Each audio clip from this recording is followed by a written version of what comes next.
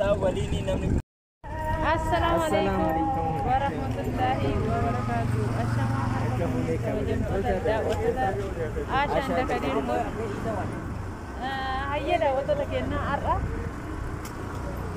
كرادة ما جرا كم سلفين لك واتي جرا سلفين كمبرة يدورو تدي جرا إنه من بين يو كاجرا تنتهي كمبرة يدورو تدي كيسين كتير ركاني كتني ini kalau ada dawat tu kena garu anak rakal di bukan perang bukan pada bangsa tadi ini mana lupa tu juga ini mana lupa tu ini Allah ibai ini mana tu ibai ini sesuatu yang terbaik untuk juga ini tu suni kita harga tiga saniti Allah iwan iman buaya usaha untuk terus lagi saya wan tu kor de kita harga tu Allah risip saja amma Allah tayar kana aru mana kita harga ibai nama ini jamu tu ibai nama video tu kisah latari video butuh kisah timodo mujhe chinam to barre tabi yu je chura yero jalka baat youtube ki war je tuju yero jalka baat yaar ibsat mai alfat la mal hoetan camera kisah tinam yaar ibsat ba yetu fata al musan in jam am manu gargar de saatu ke unille gargar kana modu bicha suntane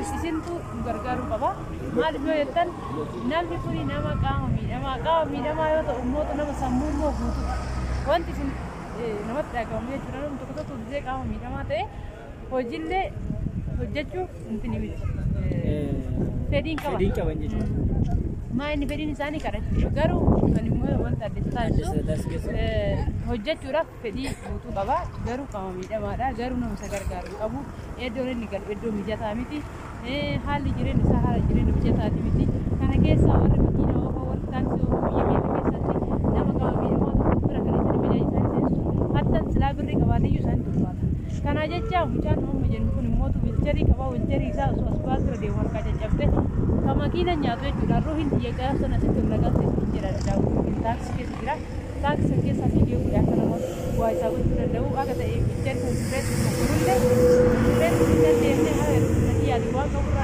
كاري كاري جاو كنا فيديو شبوتو أتوقع كسلاتني كسلة جنسيني جرا أمالله بويا رك باتري يار كيس يجي هذا مستاكر ما تكونوا هاسي كتانجر والله يجي هاسي أوله كتونا دوي باي يلا تدعامي ما نقدر يار كيرا بسيار كاي أيه السلام عليكم ورحمة الله السلام عليكم اللي جنيرة سلام ربي توماتو إذا هردمتو تكينا أكما ما عشان كافته سني في تكنا كيس ديم سيبا إسني أسوس تكتير كأشاني كانت تمان موت فيديو سني تريد سنبر باني ملي باقي أسمع برباني مالك نمني بيا كينيا كيسة تك آما ميدا ما جتون I don't know by the way touch your body so كان كام بساس وهذا كتاب ريوكي نمو وان ما أكستو تبكر never ربي أما ساكنة سلي عدت ممكن نجت رابو من ربط جكنا نقول كانت أنكي كنا منامنا نمتو كنا ربي ممكن نارك كناس كوبا كناس إجتناس وهم تكنا أكفينة تكستونو ده كانوا ممكن ربي بيتاني كان لالتني فيديو كنا كنا كيسة جسنتني هذا روماتي ديكا سفر باجسا أكلا ميتة اللي أكسبات اللي أكموتو وإدارة سجاري نما كابوت اللي أكديكا سبوت أنا سنيجي في بالبادة وبتو تجيني أنا كانوا ما سنيجي في بالبادة أنا تمانين gara kemarin itu sinda bersana sinda. Assalamualaikum warahmatullahi wabarakatuh. Kami akan berjumpa terdapat tu Aisyah dan kedua kita ni jabatan negara tergabung dengan cari dunia. Ada dem Kenya ka kopi Kenya me am jal kabar jirah ka sila kopi Kenya ni galle. Ada nama Kamal ni jirah ka. Kamal. Nama Abdullah jirah muadin jirah. Sang dari kita ni sila gartan kuna eni matu nama ko tu dah nama mutu kame ruta amale ya daga ilar samun sani wa hun sani nama daga ega isa wajib kopi bisa dira wajib bersana aga tu mun ko interest ni jecha kalati mana magara bajaji senne gara mana isa ti demna yetu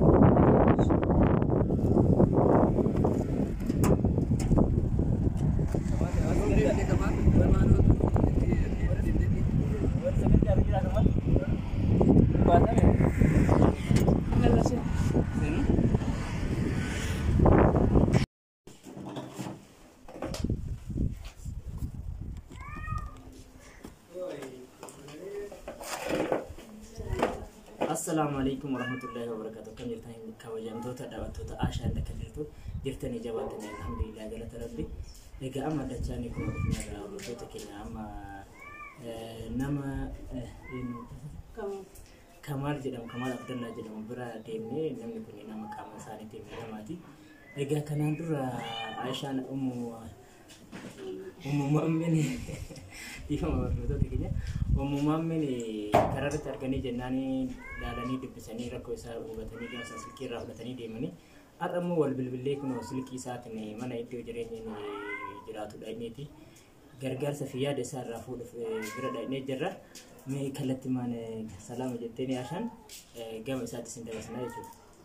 Assalamu alaikum warahmatullahi wabarakatuh. Akkam jirtan kabajamtoota daawwattoota keenya har'a hojii adda addaa osoo hin taane nama qaama miidhamaa ta'e saba keenya nama amantiilee saballee waa hundaan tokko nama mootuyyuu rakkoo fayyaatirraa akka ka'e qaamni isaa miidhame nama mootu osoo dalagee akkuma keenya bakka bulchaa ga'uu danda'u nama qaama miidhame malee sammuun isaa hin miidhamin nama dalagaaf fedhii qabu jechuudha.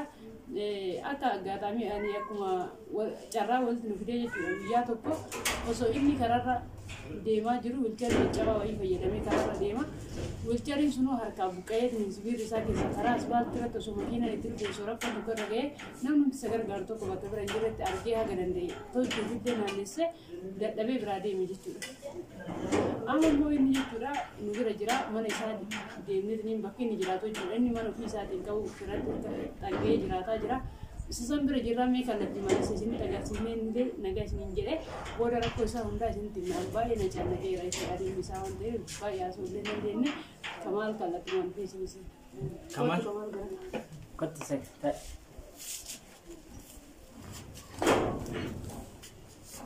Mul'ata.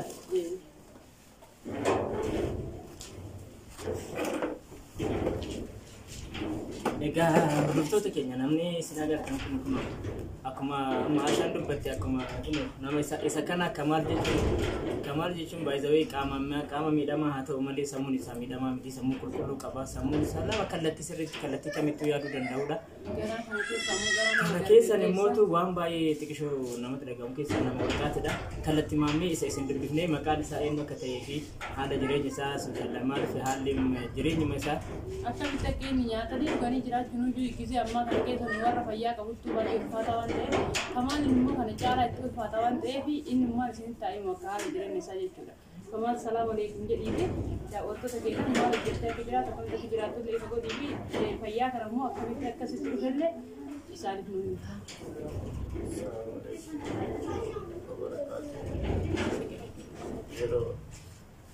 Yeroo daa'imaatiif daa'ima ta'ee mana maadarii kiyyaatti mana akkaawunti gara akkaawunti kiyyaatti gara maadarii kiyyaa daa'ima ture yeroo mana maadarii kiyyaa gargara ciisee yoo subii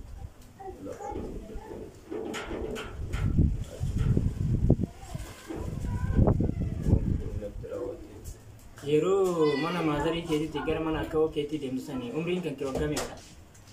Waggaa 6 ijoollee daa'imaa baay'ee waggaa 6 jechuudha. Waggaa sana irraa jammaree akkuma kanatti haaluma deemtu kanatti deemaa jettaa jechuudha.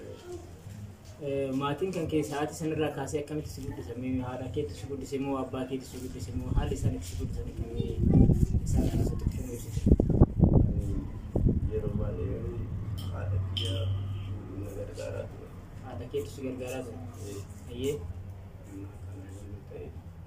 Kanuma maadarii kiyyatu na tajaajilaa ture. Haati amma ni jiran eessa? Isaan ni jiran. Eessa jiraatan? Boolee. Boolee jiran? Boolee jechuun abboomsa gara naannoo abboomsati? Abboomsa gara Nureeraa? Godinuma Arsii keessa naannoo Boolee Nureeraa jedhamu haati isaanii kan jiraatanii inni immoo sa'aatii kana amma iddoon amma jiru kun Adaamaa jedhama. Adaamaa naannoo ganda Boolee mana naannoo firaatti jedhee haataa jechuudha. Manni naannoo namatti jiraatu kun manni ati jiraatu kun ta'ee nuti.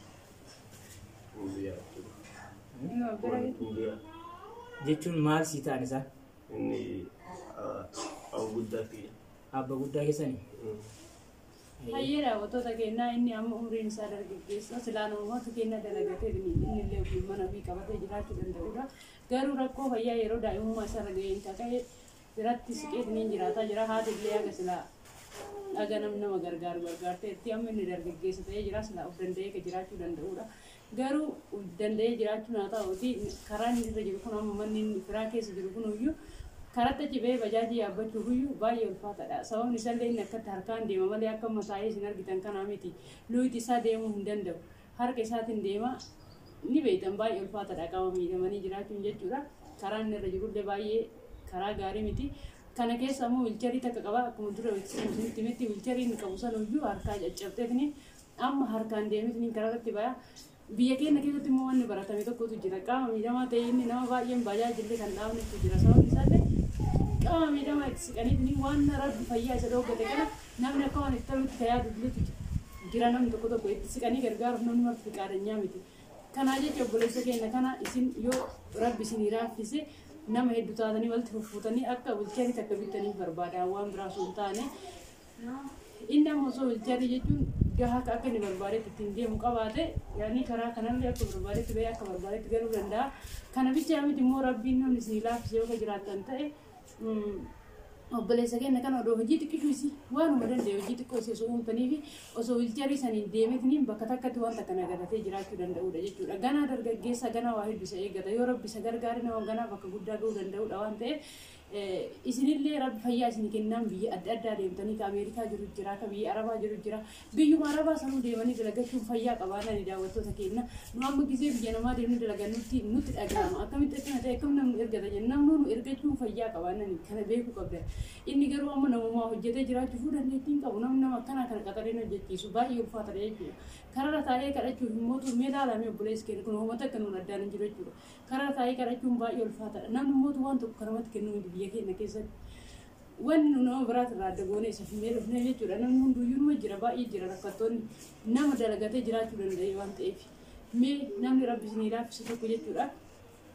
wal gargaarati wiilcharii bitaaf wal gargaarati immoo hojii xiqqishuu isii uumaaf obboleessa keenya kana bakka inni ga'e immoo nu takka taattallee isa hordofneetiniin mee waan dalagaa isin uumtaniif san dalagataa jira moo dalagataa hin jiru akkam godhaa akka jiru nummoo hordofne akka jireenya isaa jijjiiramuuf isa cinaa dhaabbachuuf nu qophiidha nummootiyyuu isin bicha tarakkamne dhiisuu osoo hin taane yoo isin gargaartan nullee maqaan nurraa isa gargaaratiniin wanta akka inni jireenya isaa fooyya'u godhuudhaaf qophiidha isiniin jedhaan kana caalaa kadeetti isin deebisa ayyeedha otota keenya wallahi baay'ee na cannaqaa jira jechuudha baay'ee isin taasisuu hin dandeenye hadiiriyaa egaa hordoftoota keenya Aishaan baay'ee haasofteerti baay'ee keessa gadi bu'iinsa illee haasofteerti maaliif tariitti haga sadarkaa haasa'uu dadhabuu takkatti gahaa jirti jechaadha Aishaan dhugaa dubbachuuf wanni akka nama godhumootu tokko sabboonummaadha jechuun inni guddaan ilmi namaa wanni nuti gama kanatti isa finneef maaliif quuqama namni kanaaf amnu jechuudha keessattuu immoo namni qaama miidhamaaf ilaalchi inni qabu biyya keenya keessatti baay'ee gadi bu'aadha namni qaama miidhamaa jechuun fakkeenyaaf obboleessi jechuun anaaf qaama miidhamaa yoo ta'e qaama miidhamee malee sammuudhaan hin miidhamne nama wajjin illee jiraate akka nama tamittu eenyuma hojii social life jiraachuu barbaada akka nama kamittuu mootu osoo dandahamaa ta'e bultii horatee bakka sadarkaa namni gahuu danda'utu irra jiraata jechuudha. Baay'ee nama fakkeenya namaa ta'u keessaa fakkeenyaaf namni qaama miidhamaa isaa nama fakkeenyaaf isaan waan tokko qaama miidhamaa malee sammuun isaanii nama qulqulluudha jechuudha. Kanaaf wanni asirratti dabalataan isin jechuu barbaade hordoftoota keenya keessaa nam tokko nama kana ni gargaara keessoodhaan nu dubbisee raawwate dhimma akkanaa kana gaafa waliin mari'annu inshaallah ni gargaaramnu jedhetti jira jechuudha. Inna isinillee hoo namoonni kunniin illee har'a gaafa onlaayinii irratti argitaniitiin hin jettan kallattiidhaan dhuftanii akka nu gargaartan gara keessattiin illee dhuftanii akka nu dubbistan tariitti immoo lakkoofsa bilbilaa akka isallee hin jiran. lakkoofsa bilbilaa isallee irraa fudhannee isiniifillee sheer goonee haga akkaawuntii isallee fudhannee sheer goonee yoo akkaawuntii akka qabaatan taate kamaal akkaawuntii yoo qabaate kamaal akkaawuntii isaa nutti hima lakkoofsa bilbilaa isaallee lakkoofsa bilbilaa hin qaba lakkoofsa bilbilaa isaa nutti hima kanaan akkatti kallattii kanaa walitti dhufnee nama kana jijjiirree yoo kana bichaa miti namoonni birallee namoonni dubbisnan jira fakkeenyaaf dubartoota keessaa namni dubbifne jira jechuudha. Hali tololtummaa keenya fi deebisii mootu hali nuti namoota rakkataa kanaa fi qaama miidhamaa kana gargaarsa keenya itti fufa waan ta'eef gama kanaan kallattiidhaan wal bira dhaabbannee walaa jajjabeessinu jecha ani asumaan kan maaliin immoo wanni gaafachuu barbaade akkaawuntii yoo inni qabaatu taate asumaan akkaawuntii hin qabda ta'uu kanaan dura akkaawuntii illee ni qaba jechaa jira akka maal nama akka kamittuu socho'uu danda'u jechaadha inni akkaawuntii lakkoofsa bilbilaa qaba Bilbiltanii fi kallattii isanii bilbisuu dandeessan jechuudha. Namoota isin bitaa fi kennaa fi soon hojjetan isin geessuu dandeenya kallattiin isaaf bilbilee isaaf kennina kan waan barbaadan haga humna keessaniitiin yoo gargaartan namni tokko wanti yoo gootan sirriisaaf bakka tokkotti gisee dhufe guddaa isaaf ta'a jechuudha. Daawwattoota keenya gisee ammaa namni tattaafatu jiraachuu hin dandeenye nama akkanaa dhiisati. Firri fi mootuu gisee fayyaa qaban akkuma kan firri wal jaalatu beekta. Firri nama gargaaree nama tokko tokkotu jira. Kanaa jecha inni amma nama harka nama eeggatu sun taa'an nama silaa maatii horatuu danda'uudha. Kanaa jecha daawwattoota keenya isin ta'a dhagahuun cinaa nu dhaabadha buleessa keenya nu gargaara isin jenna. Nullee carramatu walitti nu fide akkuma namummaa garaa nu nyaate malee uummata garaan qabnu isan beeku karaatti argee minna jechuun keessa kiyya bakka waan itti dhagaamee gara keessan fide isinillee akkasitti dhagahamu akka gargaartan hojii qaba. Guyyaan jummaadha niyyadha obboleessa keenya gargaara isin jenna. Wanni biraa moolleen kamaaliin gaafachuu barbaade ati amma akkanatti isin qaamni kee waan isin miidhamee deemuu hin dandeenye malee waan isin dhukkubuu rakkoo fayyaa wanta qabdu ni jira. Fayyaadha jechuudha gaati bakka waan deemuu hin dandeenye malee fayyaa fayyaa guutuu qabda jechuudha. Wanti dhukkubuu tokko hin jiru jechuudha. Fakkeenyaaf osoo amma namni tokko si gargaaree dalagaa akkasii uuman osoo bilchaatii qabaattee bakka socho'uu dandeette dalagachuuf fedhii qabda. Dalagachuun ni barbaadda jechuudha. Hayyi inshallah rabbiin yaada muraada keessi yaa guutu rabbi akkuma nama kamiittuu bakka guddaan si haa ga'u jijjiiramtee arguu barbaadna. Amma jechuudha isin akkanatti yoo ilaaltan waan xiqqaatiin sisaata kadii xiqqoo akkana surree kaffuu godhiiti akka qaamni kee ani qaamni isaa akkatti yoo ilaaltan guutuu fakkaata garuu ani dhagaa godhee isin agarsiisa baay'ee miidhamee jira ani akkatti yoo ilaaltan inni nama obsa qabu waan ta'eef fayyaa isinti fakkaatu danda'a malee xiqqoo ol kaffuu godhiiti surree kee itti agarsiifadhu. Duuti isaa kun haala kanaan akkatti miidhamee jira. Rabbi jedhaati gargaara rabbiin immoo isin immoo tajaa keessan isin haa deebisu kana fakkaata isiniin jedha. Daawwattoota keenyaaf baay'ee nama dalagatuudhaaf waa hedduu fedhii qabudha. Hundaafiyyuu kana caalaa isin dheeressinu daawwattoota keenyaa amma kallattii maannollee ni deemna. Kamaalillee nutuyyuu bakkee nu jirurraa waamnee finni sababuu kanaan jechuudha. Daawwattoota keenyaa isin abdanna akka isin nu saalfachiifne akka isin kamaalillee cinaa dhaabbattan kamaal immoo dalagatee akka nu lifaatiin illee as dhufne isinillee isa gargaartanii akka inni mootu bakka guddaa ga'ee arginu abdii rabbii irraa qabnaa rabbii gaditti immoo isallee akka nu bakka gaariitti isa arginu abdataa jirra. Daawwattoota keenya ani kanuma isin jedha wanti biraa wanti isin dhiyeessu hin jiru kadiiroo yaadan qabaatin bakka Enggak, ya assalamualaikum warahmatullahi wabarakatuh. Garuu kenna arra jajjabisuudhaaf waan ta'e isaaf kamal isin barbaade. Cali jenneetu mabiraadee mun barbaanne beektan silaa nuti amma iddoo namni jiraatu kanatti beektan iddoo namni inni itti hirkatee jiraatu fi maatii isaa gargaaru kanatu arra yeroodhaaf mana hin jirre malee haga mana dirasii seennee haala isaa jira silaa gaafachuu barbaanneyyuu wanni gara manaan fide tokko kana jechuudha. Yeroo nu dhufnu immoo asichaans isaa warri mana hin jiru ammaan immoo tun illee waan amma dubartoota keenya kana Mama akkanatti biraan deemu yani harka qullaa biraan deemu jechaaf malee qarqara sun xiqqoo isaa gootu waan ho'ichi irraati moo isaan gootu garuu gaafa isin gargaartanii jireenya isaa sochoosuudhaaf wanti tokko isin gootan nullee tama qabnu nurraa kan maatii keenya ittiin horan nurraa isa gargaaruuf qophiidha. Isin bichaa osoo hin taane nullee isa gargaarra har'aa immoo wanta ho'i isaa ta'a gadi kunoo haala fiidanii. Egaa har'aan qarshiin tun baay'eellee miti beektan hordoftoota keenya.